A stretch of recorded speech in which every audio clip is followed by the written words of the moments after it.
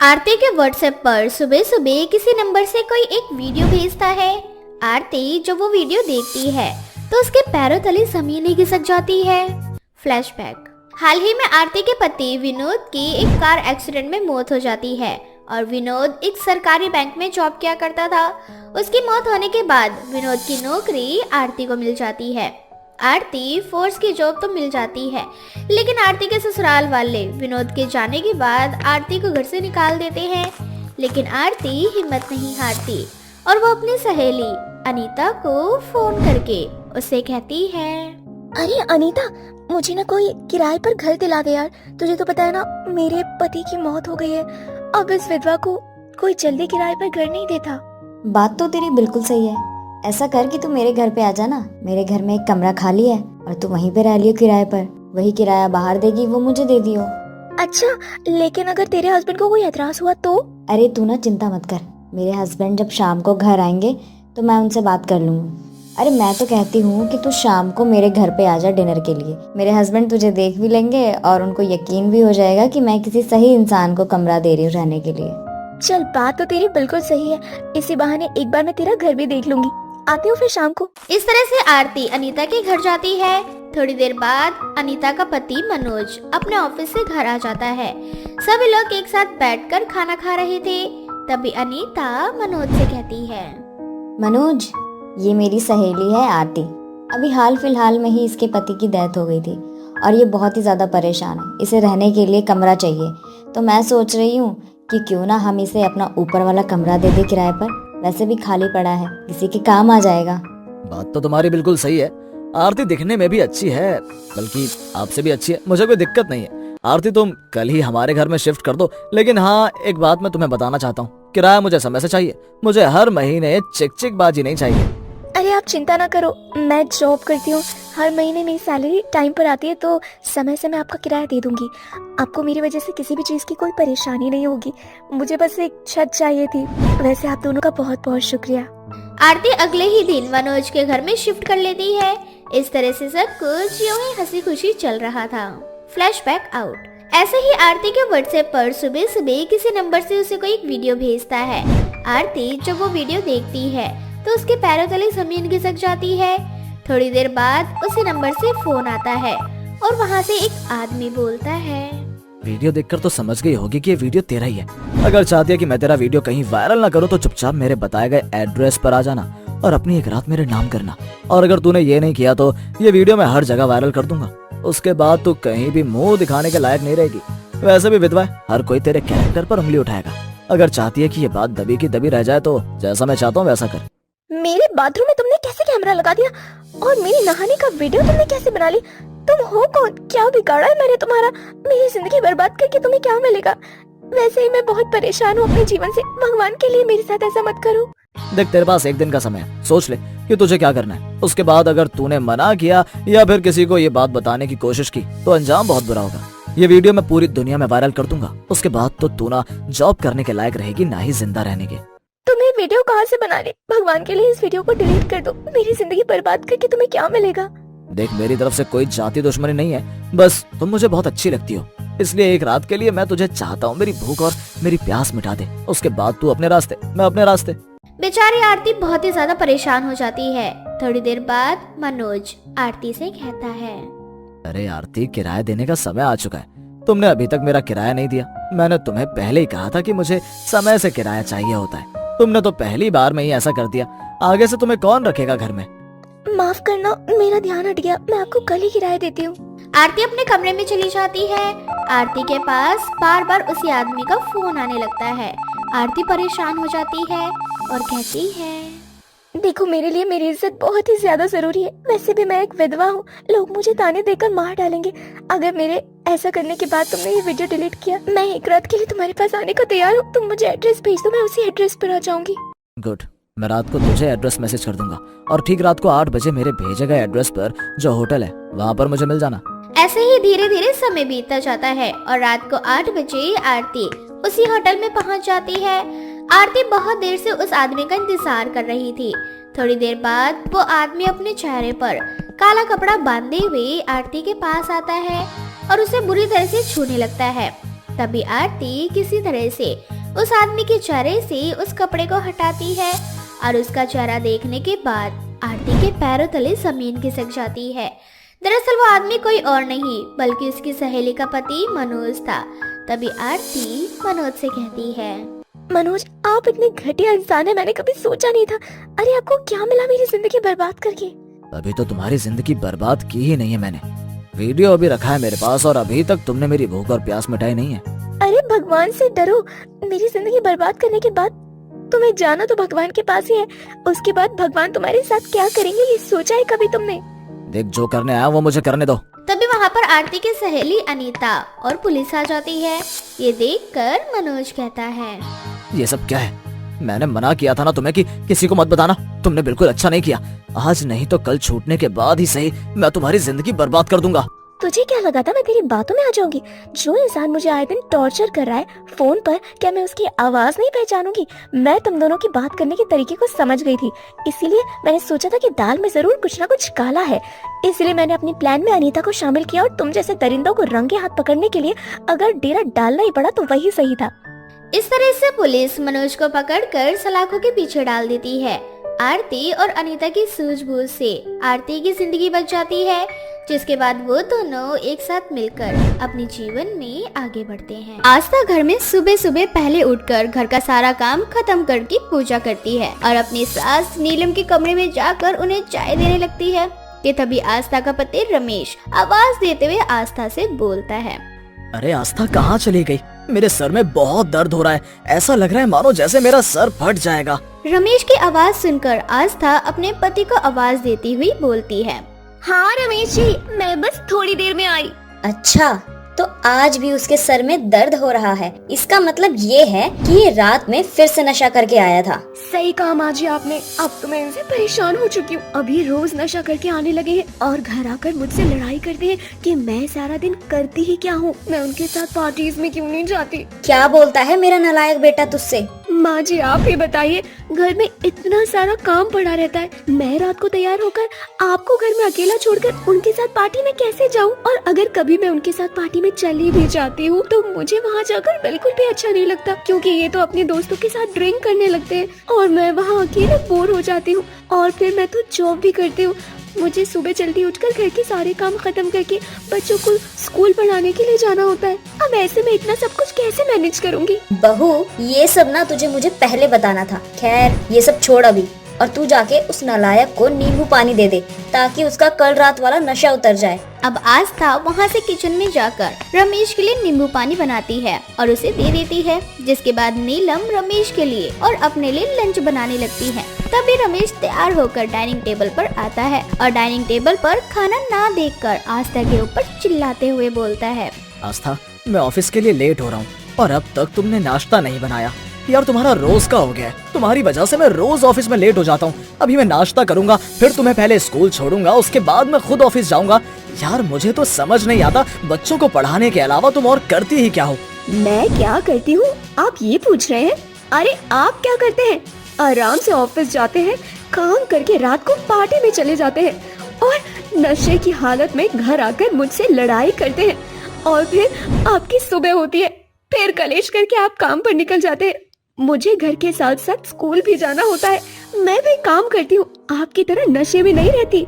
अगर ऐसा है तो मुझे नहीं चाहिए लंच, मैं जा रहा हूँ ऑफिस और तुम अकेले अपने स्कूल चली जाना। और रही घर के कामों की बात, तो घर में काम ही कितना होता है, 2-4 बर्तन और कुछ कपड़े। इस तरह से रमेश आस्था से लड़ाई करके ऑफिस के लिए चला जाता है और आस्था भी गुस्से में स्कूल चली जाती है। दोपहर को जब आस्था स्कूल से घर आती है तो वो बहुत दुखी होती है, जिसके बाद नीलम आस्था के पास जाती है और उससे बोलती है, बहू, लातों के भूत बातों से नहीं मानते।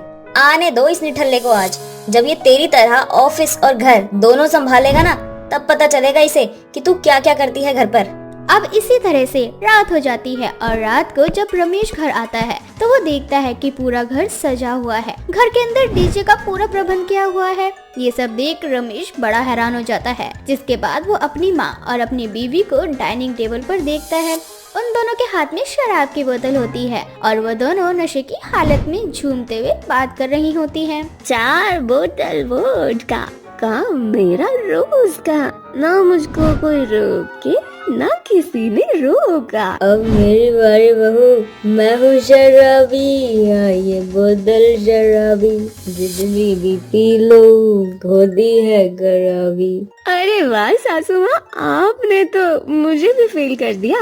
दोनों सास बहू को नशे में देख रमेश की आंखें फटी की फटी रह जाती है और वो उन दोनों के पास जाकर बोलता है, माँ, आस्था, ये सब कुछ क्या है? तुम दोनों ने ड्रिंक की है? हमने तो शराब पी है, थोड़ी नहीं बे। चुप करो आप दोनों और चुपचाप से अपने कमरे में जाकर सो जाओ। मैं तुम दोनों को बर्दाश्त नहीं कर सकता नशे की हालत में। इतना बोलकर रमेश सबसे पहले अपनी माँ को कमरे में ले जाता है और उसके बाद वो आस्था के पास जाने लगता है, लेकिन आस्था नशे की हालत में नाच रही होती है। ये देख रमेश बहुत परेशान हो जाता है और उसे पकड़कर अपने कमरे में ले आता है। तभी उसकी माँ अपने कमरे से बाहर निकल जाती है। अब इसी तरह से उन दोनों को सुलाते सुलाते रात के 2 बज जाते हैं और रमेश बहुत ज्यादा थक जाता है। आज रमेश ने सुबह से कुछ नहीं खाया था, इसलिए उसे भूख भी बहुत तेज लग रही थी और वो खाने के लिए किचन में जाता है। शायद रसोई में कुछ खाने को मिल जाए। इन नशेड़ी सास बहू ने तो मेरा सारा नशा ही उतार दिया। किचन में जाने के बाद रमेश को कुछ खाने को नहीं मिलता और वो भूख से सो जाता है और सुबह जब उसकी आँख खुलती है तो सुबह के 10 बज चुके थे और अब तक उसकी माँ और बीवी सो रही होती है। ये देख रमेश आस्था को उठाते हुए उससे बोलता है, आस्था, उठो ना, देखो सुबह के 10 बज चुके हैं। मैं ऑफिस के लिए लेट हो चुका हूँ। अब जल्दी से मेरा नाश्ता बना दो। मेरा सर बहुत दर्द हो रहा है, बहुत भारी भारी लग रहा है सर। आप पहले मेरे लिए 1 गिलास नींबू पानी बनाकर ला दीजिए। किसने कहा था इन दोनों सास बहू को नशेड़ी बनने के लिए? अब मैं क्या करूँ? इतना बोलकर रमेश गुस्से में उठता है और किचन में जाकर काम करने लगता है और नाश्ता बनाते बनाते उसे 12 बज जाते हैं। इस वजह से वो ऑफिस नहीं जा पाता और पूरा दिन इसी तरह से निकल जाता है और रमेश अपना मूड ठीक करने के लिए कुछ देर के लिए घर से बाहर निकलता है और शाम को जब वो घर वापस आता है तो वो एक बार फिर से दोनों सास बहू को नशे में देखता है। ये देख रमेश का गुस्सा बढ़ जाता है और वो उन दोनों को संभालते हुए खुद से बोलता है, इन दोनों नशेड़ी सास बहू ने मुझे परेशान करके छोड़ दिया है। मैं घर का काम देखूं, इन दोनों को संभालूं या फिर ऑफिस जाऊं। मैं 2 दिन से ऑफिस नहीं गया। भगवान का शुक्र है कि कल संडे है। आने दो इन दोनों को होश में, इन्हें तो मैं कल बताऊंगा। इतना बोलकर रमेश सो जाता है और अगली सुबह जब वो उठता है तो देखता है कि आस्था और नीलम घर पर नहीं है। तभी सुबह सुबह कुछ मेहमान रमेश के घर आ जाते हैं और अपना बिखरा हुआ घर देखकर रमेश फटाफट अपने पूरे घर को ठीक करता है और मेहमानों के लिए चाय बनाकर लाता है। कुछ देर बाद मेहमान भी अपने घर वापस चले जाते हैं और थोड़ी देर बाद आस्था और नीलम भी घर आ जाती है, जिसके बाद रमेश उन दोनों के सामने हाथ जोड़कर उन दोनों से बोलता है, माँ, आस्था, मैं आज आप दोनों के आगे हाथ जोड़ रहा हूँ। प्लीज ये नशे की चीज आप दोनों के लिए नहीं है। जब से आप दोनों नशेड़ी बनी है मेरी वाट लग चुकी है। मैं घर के काम से ही नहीं निकल पा रहा जो मैं ऑफिस का काम कर सकूं। ऐसे में मेरी नौकरी चली जाएगी। मुझे समझ नहीं आता मैं अकेले क्या क्या करूं। पता नहीं आस्था, इतनी आसानी से तुम सब कुछ कैसे कर लेती हो? हम तो तुझे सबक सिखाना चाहते थे बेटा, इसीलिए हम दोनों सास बहू ने नशेड़ी होने का नाटक किया और आज हम दोनों को बहुत अच्छा लग रहा है कि तुझे अब समझ आ चुका है कि आस्था घर परिवार ऑफिस सब कुछ कितने अच्छे से मैनेज करती है। और हाँ बेटा, अब मुझे तुझसे यही उम्मीद है कि तू अब से नशे में घर नहीं आया करेगा और मेरी प्यारी बहू से लड़ाई भी नहीं करेगा। आई एम सॉरी आस्था, मुझसे गलती हो गई। अब से ये गलती दोबारा नहीं होगी। अब आस्था और नीलम नशेड़ी होने का नाटक छोड़ देती हैं, जिसके बाद रमेश भी ड्रिंक करना छोड़ देता है और आस्था से लड़ना भी। रूपा अपने पति करण के साथ रहा करती थी। रूपा की एक छोटी बेटी थी जो अभी मात्र 5 साल की थी। रूपा और उसका पति करण, वो दोनों काफी अमीर थे। उनके पास धन दौलत की कोई कमी नहीं थी। साथ ही करण के पास कई सारे अपने खुद के गौशाला भी थे, लेकिन शायद उनकी खुशियों को किसी की नजर लगने वाली थी। करण को बिजनेस में लॉस होता है और वो अमीर से गरीब हो जाता है। उसकी सारी धन दौलत, घर द्वार, सब कुछ उसके हाथों से छीन जाता है। बचता है तो सिर्फ एक गौशाला जिसमें एक भी गाय नहीं होती। ये सब देखकर करण अपनी बीवी रूपा से बोलता है, रूपा मुझे माफ कर दो। मैं तुम्हें ब्याह कर लाया था और मैंने तुमसे वादा किया था कि मैं तुम्हें कभी कोई दुख नहीं होने दूंगा, पर किस्मत की मार देखो, हम रातों रात कैसे रोड पर आ गए। हमें पता ही नहीं चला हमारी जिंदगी ताश के पत्तों की तरह कब बिखर गई। अरे आप ये क्या कह रहे हैं? जो होता है अच्छे के लिए होता है। आप ये मत भूलिए कि भगवान ने भले ही हमसे हमारा सब कुछ छीन लिया हो, हम रोड पे आ चुके हैं, लेकिन कहते हैं ना, जब भगवान सारे रास्ते बंद कर देता है तो वो एक रास्ता जरूर खोलता है, और वो है हमारा गौशाला। रूपा, गौशाला के भरोसे मत रहो। वो गौशाला बहुत छोटा है और जंगल में है, इसीलिए तो वो हमें मिला है, और उसमें एक भी गाय नहीं है। बिना गाय की कैसी गौशाला। आप हिम्मत हार चुके हैं, लेकिन मैंने अभी तक हिम्मत नहीं हारी। और हमारे पास घर नहीं है तो क्या हुआ, हमारे पास हमारा छोटा सा गौशाला है ना, हम उसी में जाएंगे और उसी में रहेंगे। ये सब कुछ रूपा की बेटी नैना सुन लेती है और वो तालियां बजाती हुई अपनी माँ से बोलती है, माँ, तुम सच बोल रही हो? अब से हम लोग भी जंगल में रहेंगे जैसे टीवी में लोग रहा करते हैं? हाँ बेटा, क्योंकि हमारे पास रहने के लिए कोई दूसरा ठिकाना नहीं है। फिर तो बहुत मजा आएगा। माँ, मैं जंगल में गौशाला में रहूंगी और रोज अपने हाथों से अपनी गायों को घास खिलाया करूंगी। माम, कब चलेंगे अपनी गौशाला में? अपनी बेटी की खुशी देखकर रूपा और करण की आंखों में आंसू आ जाते हैं और वो लोग अपना सामान लेकर जंगल की ओर बढ़ जाते हैं। जंगल में जाने के बाद जब वो लोग अपनी गौशाला में घुसते हैं तो वो देखते हैं कि गौशाला की हालत बद से बदतर है, क्योंकि जंगल में होने की वजह से कोई भी उस गौशाले में नहीं आता था और ना ही साफ सफाई करता था। जिसके बाद करण रूपा से बोलता है, रूपा, तुम यहाँ रहना चाहती हो? देख रही हो अपनी गौशाला की हालत, इसकी छत टूटी हुई है, फर्श गंदे हैं। मैंने कभी नहीं सोचा था कि मैं अपनी बेटी और बीवी को ऐसी जिंदगी दूंगा। करण, आप इतना क्यों सोच रहे हैं? बिजनेस में प्रॉफिट और लॉस होता ही रहता है, और मैं बहुत खुश हूँ क्योंकि मेरे पास आप और मेरी बेटी है। और पापा, मैं भी बहुत खुश हूँ। चलो अब हम जल्दी से अपने नए घर की सफाई करते हैं। अपनी बेटी की बात सुनकर करण को थोड़ा सा हौसला मिलता है। जिसके बाद वो तीनों उस गौशाला की साफ सफाई करते हैं और उसे रहने लायक बनाते हैं। कुछ देर बाद रूपा नैना से बोलती है, नैना बेटा, तुम्हें भूख लगी है ना?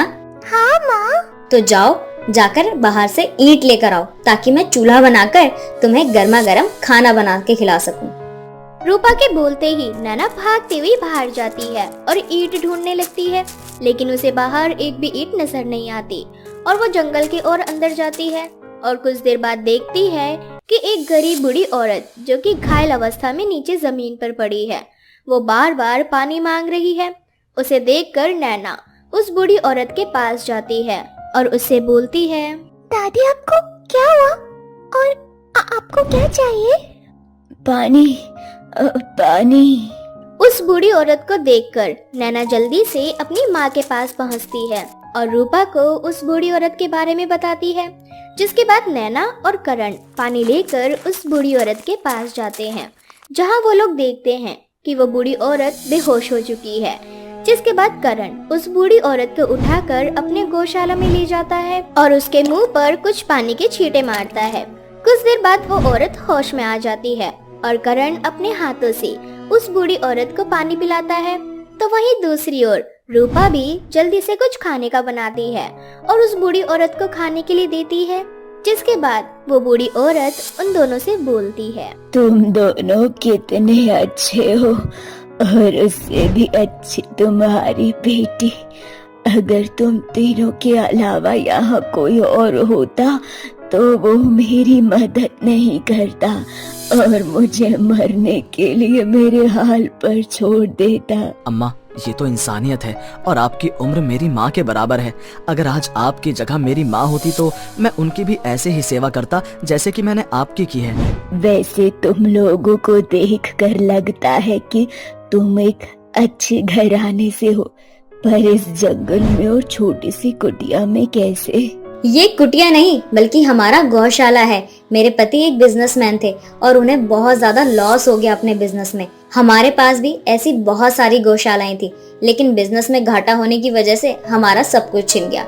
मिला तो सिर्फ एक यही गौशाला, क्योंकि इसमें एक भी गाय नहीं थी, इसीलिए हमने इसे रहने के लिए अपना आशियाना बना लिया और अब हम इसी में रहते हैं। इस तरह से अब रूपा, करण और नैना तीनों मिलकर उस बूढ़ी औरत की खूब सेवा करते हैं और तब तक उसकी सेवा करते हैं जब तक वो बूढ़ी औरत ठीक नहीं हो जाती। कुछ दिनों बाद वो बूढ़ी औरत बिल्कुल ठीक हो जाती है और एक जादूगरनी के रूप में आकर रूपा और करण से बोलती है, करण, रूपा, मैं तुम्हारी सेवा भाव से बहुत खुश हुई हूँ। मैं एक जादूगरनी हूँ। मैं यहाँ इस जंगल में घूमने आई थी, परंतु किसी ने मेरा शिकार कर लिया और वो तो सही समय पर तुम्हारी बेटी आ गई और आज तुम्हारी वजह से मैं जिंदा हूँ। मांगो, क्या मांगना चाहते हो मुझसे? हम क्या मांग सकते हैं? मुझे ये देखकर बहुत खुशी हो रही है रूपा कि इतना सब कुछ हो जाने के बाद भी तुमने लालच नहीं किया, इसीलिए मैं तुम्हारी इस गौशाला को जादुई गौशाला में तब्दील कर रही हूँ। यहाँ आने वाली हर गाय भर भर के दूध दिया करेगी, साथ ही यहाँ की हर गाय जादुई होगी। इस जादुई गौशाला से तुम्हारी इतनी कमाई होगी कि तुम्हारी आर्थिक स्थिति एक बार फिर से पहले की तरह हो जाएगी। इस तरह से वो जादूगरनी उस गौशाला को एक जादुई गौशाला में बदल देती है और खुद वहाँ से चली जाती है। वो जादुई गौशाला अंदर से किसी महल से कम नहीं होता। उसकी चारों दीवारें सोने से बनी होती है। साथ ही उस गौशाला के अंदर अब कई सारी गाय भी होती है जो दूध के साथ साथ सोना भी दे रही होती है। ये देखकर रूपा और करण को अपनी आंखों पर विश्वास नहीं होता और नैना अपने माता पिता से बोलती है, माँ, अपना गौशाला कितना बड़ा और सुंदर हो गया है। इतना सुंदर तो अपना पुराना घर भी नहीं था। अब मैं अपने इस जादुई गौशाला के बारे में अपने सारे दोस्तों को बताऊंगी। नहीं बेटा, इस जादुई गौशाला के बारे में कभी भी किसी को कुछ भी पता नहीं चलना चाहिए। अगर उन्हें पता चल गया तो वो हमसे हमारा जादुई गौशाला छीन लेंगे और हम इस जादुई गौशाला की मदद से गरीब लोगों की मदद करेंगे ताकि वो भी आगे बढ़ सके। और एक बात हमेशा याद रखना, हम कभी भी इस जादुई गौशाला का गलत इस्तेमाल नहीं करेंगे। नैना अपनी बातों को समझ जाती है और किसी को भी उस जादुई गौशाला के बारे में नहीं बताती। वो जादुई गौशाला इतना जादुई था कि रूपा उस जादुई गौशाले के अंदर जाकर जो भी मांगती थी उसे मिल जाया करता। अब रूपा और करण जादुई गौशाले की मदद से एक बार फिर से तरक्की करने लगते हैं। साथ ही इस बार करण अपने जैसे गरीब लोगों की मदद करता है और वे लोग उसी गौशाला में हमेशा के लिए रहने लगते हैं।